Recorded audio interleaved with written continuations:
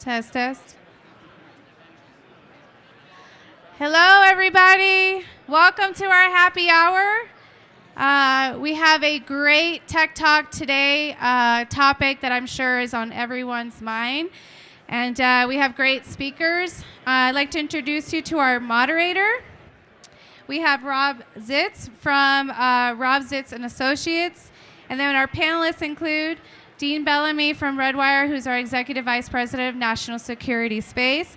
We have Bucky Butow, Director of Space Portfolio for Defense Innovation Unit, and Dr. Andy Williams, Deputy Technology Officer for Space S&T and AFRL. Please welcome the panelists, and thank you very much.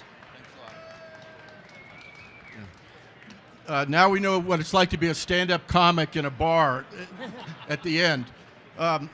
I'm Rob Zitz, 32 years in the intelligence community and then 10 out in industry. Really happy to have this panel today. These are all experts. We're going to cover, and I think it's very timely with what's happening right now in Ukraine, how does a hybrid architecture really, one, move more quickly to actually realize it, but two, how does it get operationalized and used in combat? And so first question, and the way we'll run this is we'll have a few questions, a little bit of back to the first question. So having been a former R&D guy myself, a lot of people used to say to me, Rob, watching S&T is like watching paint dry. So obviously the push now is to go faster. You're a leader in science and technology. How does AFRL, how do you personally try to go faster? Yeah, thanks for the question. We know that fundamental and foundational S&T can take a lot of time. There are some things that we have to do that we just need to be smart in, and we have to continue to keep that tech base up. But there are also things that we can do to really accelerate the delivery of those technologies to the warfighter. So we're looking at new ways to go after new problem sets, engaging more with industry through things like cooperative agreements. We're looking at how we can leverage SpaceWorks and AFWorks really to go after near-term problems and potentially leverage existing solutions that may be in existence already in other domains that we can then apply to the space domain challenge. And then we're also looking at how do we do things more innovatively within AFRL. We've pioneered space accelerators. We've both done that externally and internally with our flight experiments to figure out how we can do that faster. And then really the last piece that we have is looking at how we can work more across AFRL as an enterprise to go after the space problems. And that's really the position that I have now, that is a new position, stood up with the Space Force, really focused at how we can execute and integrate technology across the entire AFRL portfolio. Most people historically think of AFRL space, they think of space vehicles, but there's a lot of multi-domain things that we do within all of the technical directorates across AFRL that we can leverage for the space community, like space cyber, autonomy, and machine intelligence, machine learning, those aspects. And so leveraging those pieces across the entire horsepower and enterprise of AFRL allows us to move faster. That's excellent. And you talked about parts coming together. Dean, you've been around for, I won't say how many decades, but we used to work at one of the three-letter agencies together. Could you talk a little bit about what it was like when it was stovepiped both space and ground, but stovepiped in different phenomenologies? And then how does that turn into a hybrid architecture, what we're trying to do now? Thanks, Rob. I really appreciate the question. When you talk hybrid architectures, the way we define it, right, to get out of those stovepipes, is really in three buckets. It's, U.S. government and commercial. It's U.S. and allied. And then it's the bucket of exquisite versus good enough, right? And really looking at those buckets, and really ties into really what Andy was talking about, where he's looking at various things like AI, ML, and autonomy and capabilities. And I really think when we start looking to understand hybrid architectures, we should start with digital engineering, right? We really need to know at the component level, sensor level, at the satellite level, constellation level. And then when you have multiple constellations is when you get in those hybrid architectures, really looking at how data is going to flow and how they, really interact and really to provide actionable intelligence to the warfighter. Yeah, that's really interesting, and it makes me think about the fact that here today we're hearing senior leaders saying the right things about what we have to do. It's partly driven by crisis and combat, but maybe some of that isn't happening as fast as it needs to, and maybe one of the things that isn't happening as fast is a no-kidding real integration of commercial capabilities in with government. Dean talked about that being one of the axes. Bucky, you're an expert at that. Where do you think we are, where we're going on that side, the integration of commercial? Well, I think we're making a lot of headway. The fact that so many commercial capabilities are actually in use, not just within NATO, but Ukraine itself. And one could argue that the availability of the commercial capabilities is really transformed the character of war in this modern era, because when we were kids, I remember Bernard Shaw of CNN on the rooftop of the hotel, and we watched the war in Iraq kick off, and we thought that was transformative. It was, but now Putin has tried to shut down communications in Ukraine, and he's been unsuccessful. And it's the Ukrainian people, through the power of smartphones and other technologies, being able to show the truth data from the ground, and Zelensky being able to communicate to world leaders via Starlink and other capabilities. That was never meant to be. In fact, Putin's propaganda campaign is only really working in Russia because he can't implement it in the Ukraine.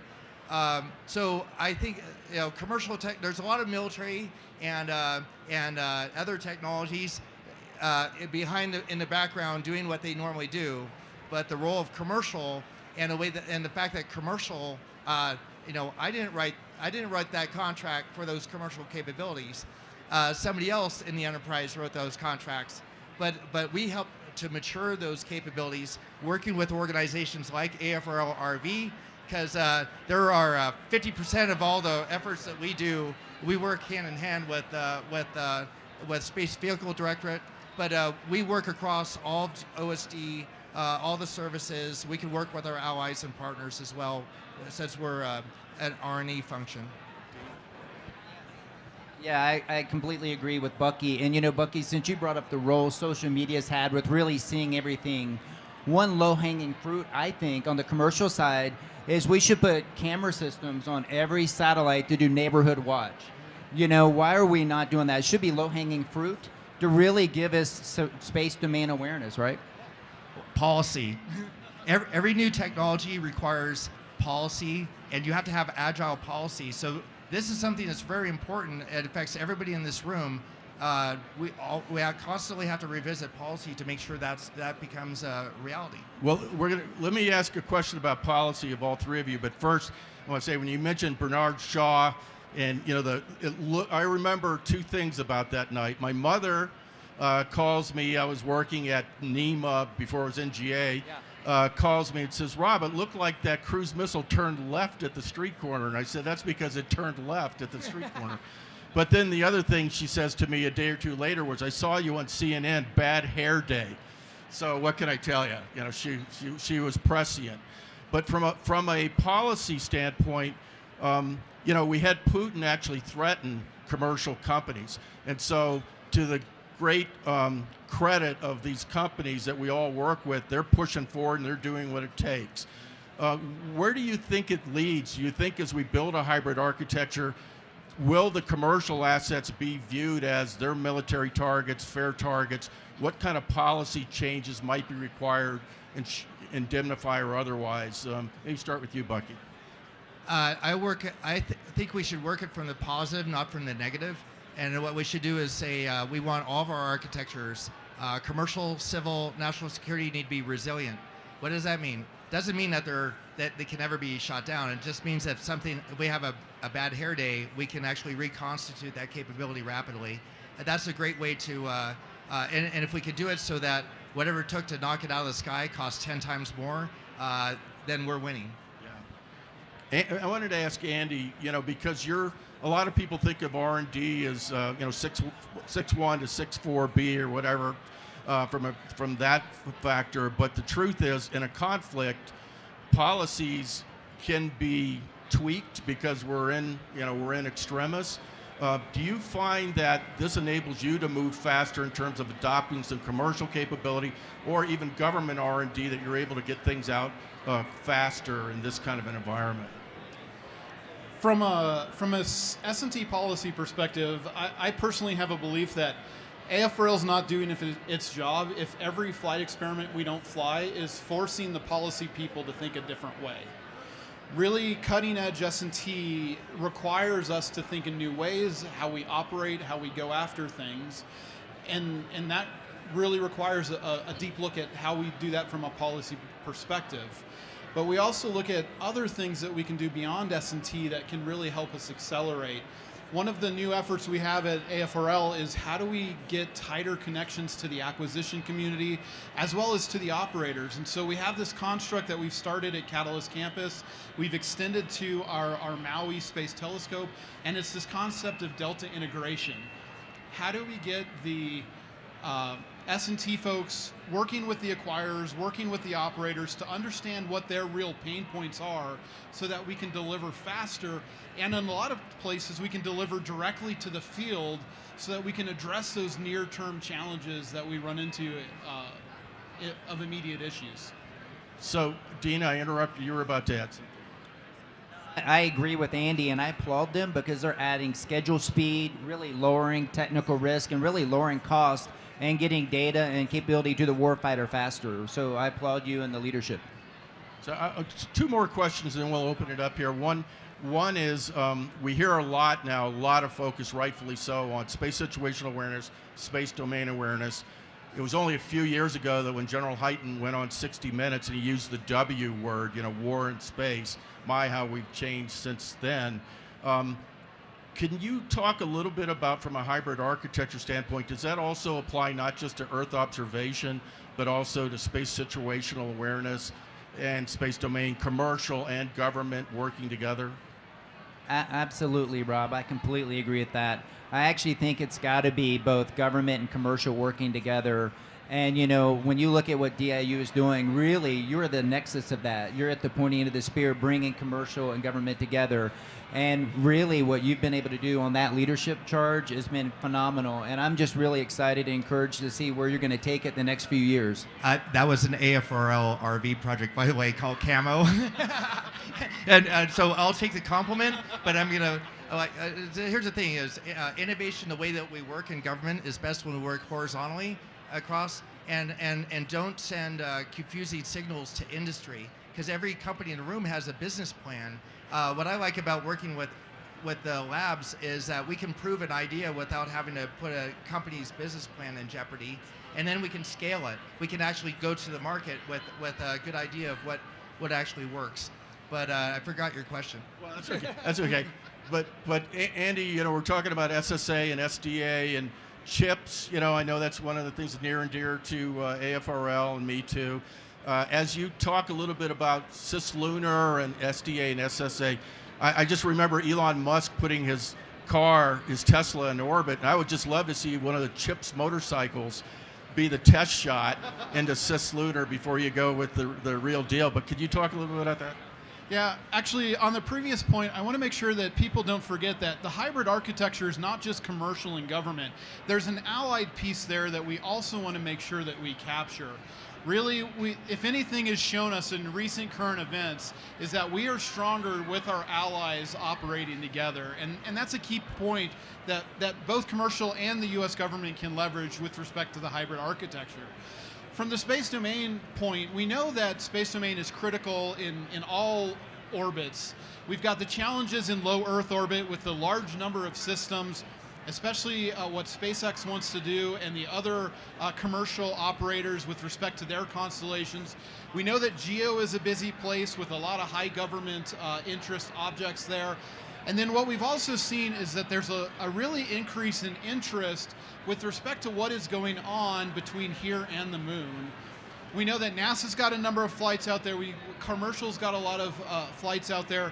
And so what AFRL is really looking at trying to understand is what are the S&T perspectives that we need to understand from a space domain awareness standpoint for when people want to be operating in that capability. And it gets really hard. It's a huge S&T challenge. You've got multi-body dynamics, you've got chaotic orbits. There's a lot of things that we have to try to understand just from a pure S&T perspective so that we know what's going on in that domain. Because we know that the Space Force owns this space domain awareness mission, and so that's an aspect that we need to be supportive of the entire government and commercial as we move into that regime. And so CHIPS is an experiment looking at trying to understand what it means to actually put a spacecraft out there. How do we understand orbit determination from a single point? And it's actually a good time right now because we have the draft RFP on the street. So if you're interested, you can find out more details. And we're looking for good proposals on how we actually solve that problem. Yeah, one more quick round questions. I see Adam Mayer over there, so I'm going to ask a question about radar, SAR. Listen, what's not to love about electro-optical visible except that it's 62% cloud cover daily average, except when we're going to go into combat where it's 85 to 90% cloud cover, which is why SAR and RF is so important to the warfighter, right? So a question for all of us in the audience is, why are we not moving at the same kind of pace on getting commercial SAR dollars flowing like we have with electro-optical visible over the last 20 years? It took till 2015 to allow a license for a commercial SAR. Where do you guys think we'll go next with commercial SAR? Bucky? I actually think we're in the right place right now. Don't think that the Putin's invasion of Ukraine hasn't made a big difference because Ukraine is one of those countries that has 200 plus days of bad weather a year, and unplanned by us. But the Russians are going in with armor, so that's a great set. And just like was mentioned earlier, we need our national strategic, we need our tactical, but we always require those peacetime commercial capabilities.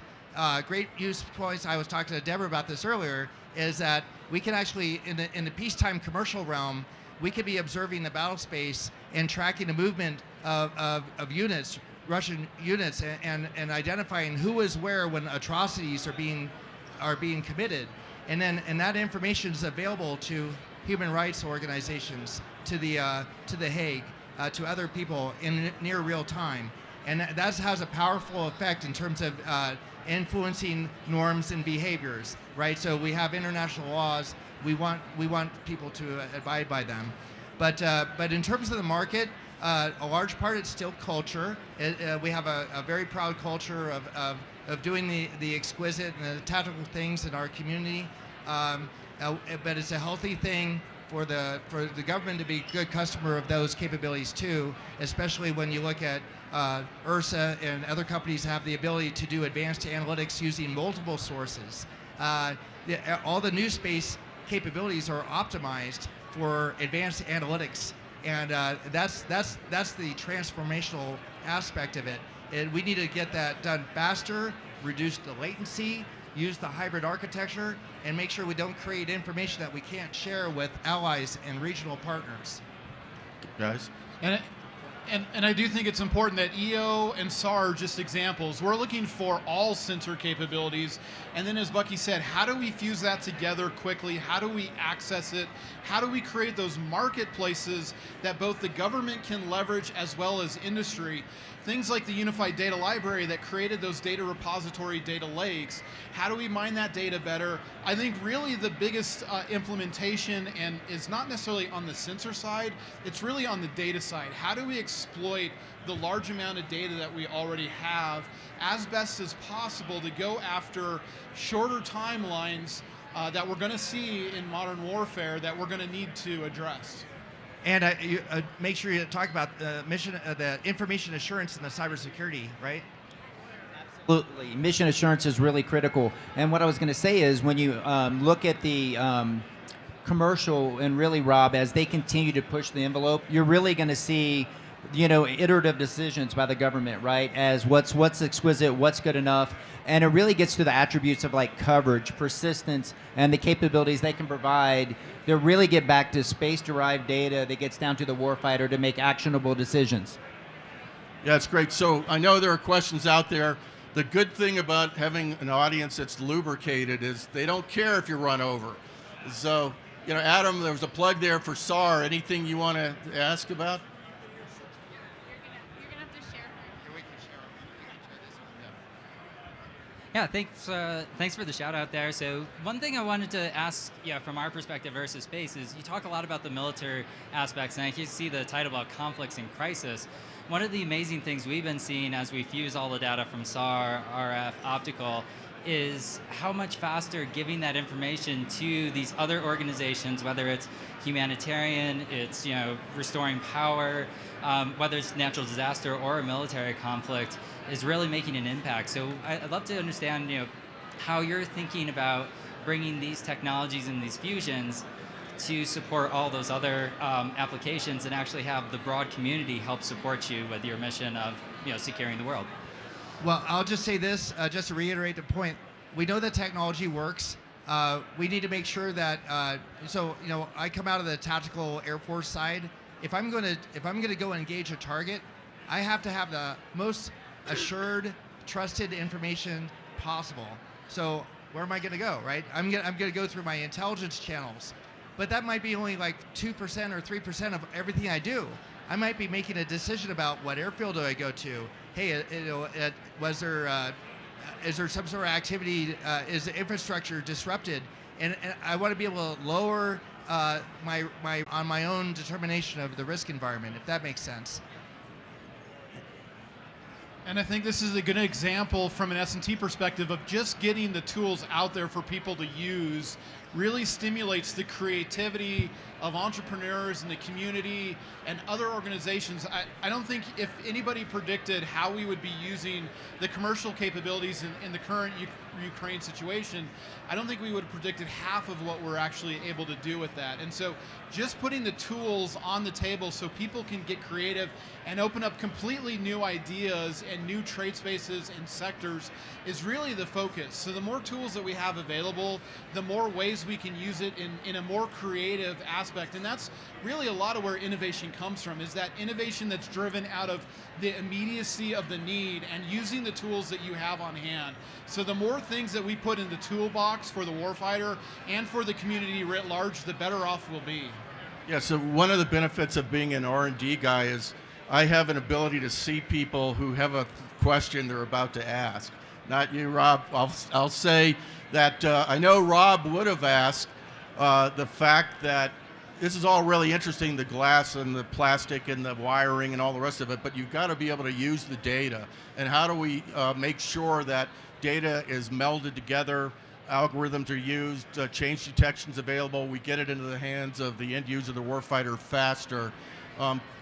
I'll ask that one for you, Rob. I mean, as you guys think about what we used to call TPED, the ground component in the use of the data, where are we with that, do you think? Well, there's an aspect there too that we have to get the data in a way that the warfighter or the end user can understand quickly and reliably and repeatedly, and that they can trust, especially as we bring in autonomy, machine learning, and other aspects. How do we build in that trust so that the operator can believe what is in front of them and act appropriately on it?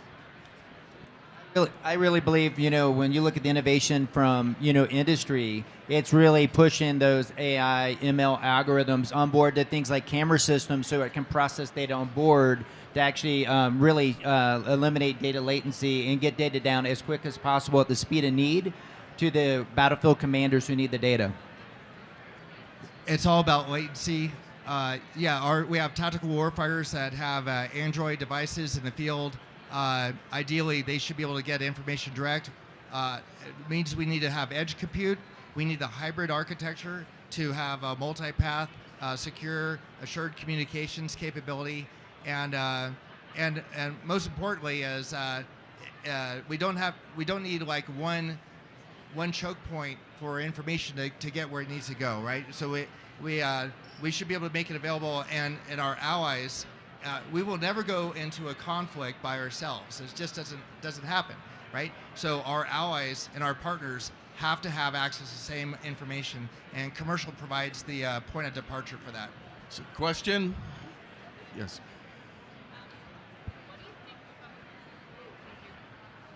What do you think about the potential for conflicts in space? Yeah, you should. That's a great question. The question asked was, what do we think about the potential for conflict in space?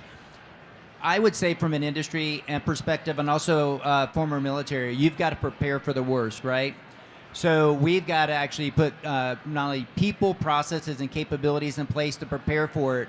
And I think the real capability there is we need to reveal to deter our men and women on the ground, the battlefield commanders, and the folks that need the data, get the space-derived data they need and the time they need it.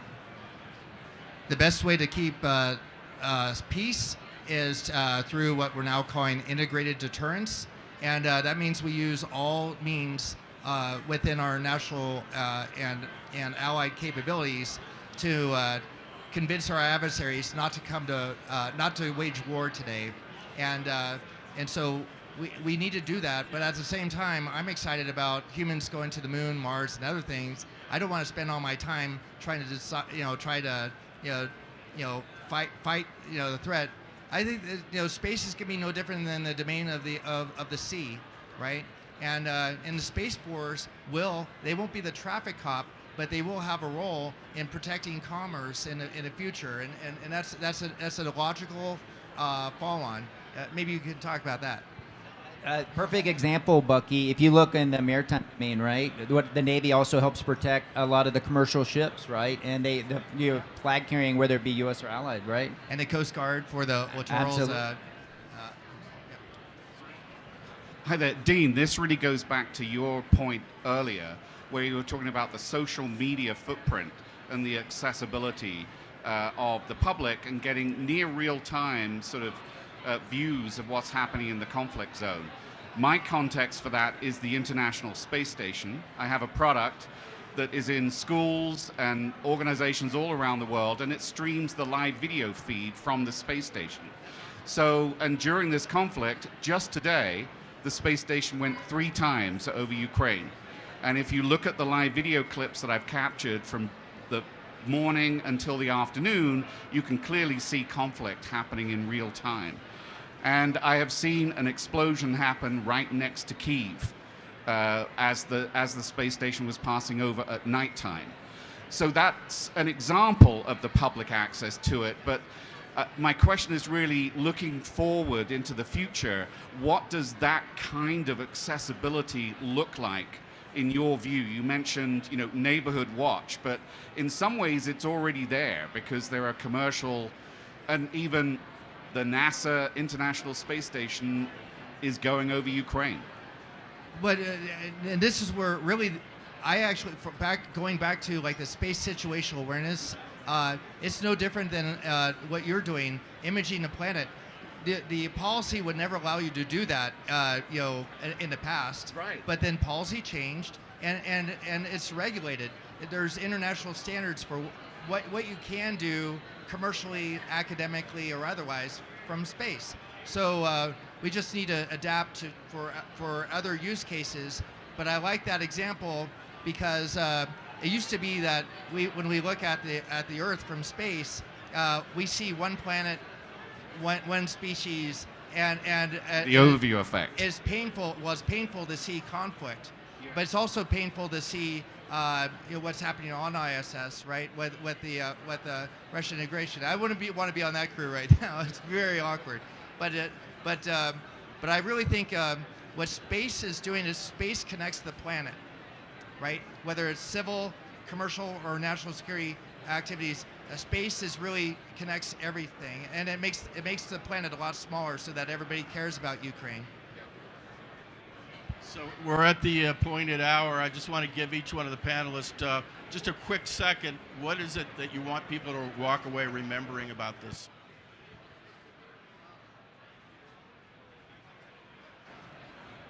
I think the key is to focus on how can we innovate faster, how can we get tools into the operators' hands faster, how can we be creative not just in how we go after things like S&T, but how do we do creative contracting, how do we just break all this paradigms that we've used and continued under conventional space to do things in new ways.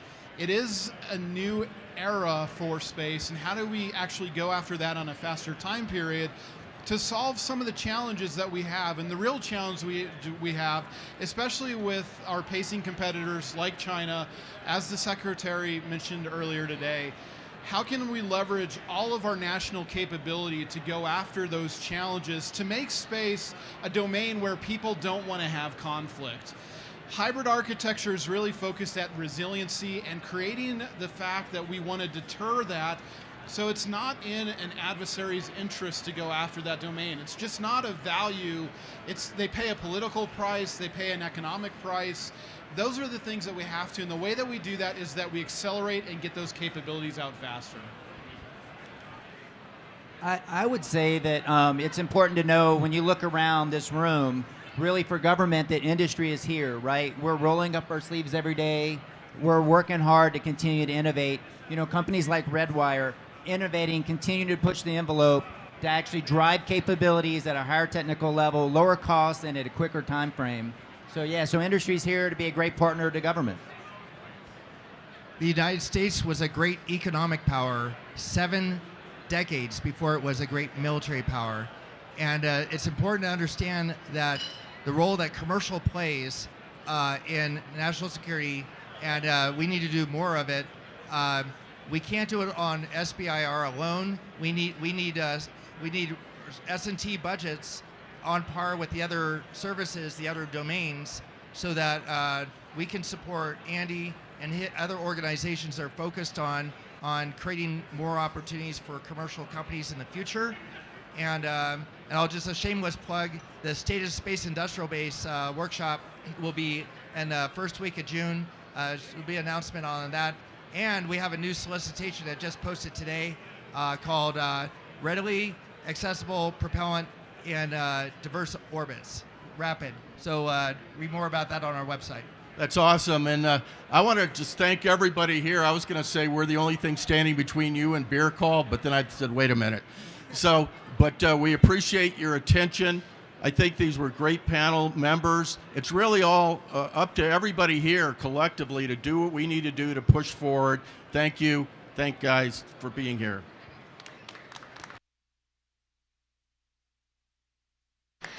Come back tomorrow. Our happy hour is at 3:30, and we'll have the Orbital Reef team here for our tech talk. So that's Blue Origin, Sierra Space, Boeing, AWS, and Redwire. See you tomorrow.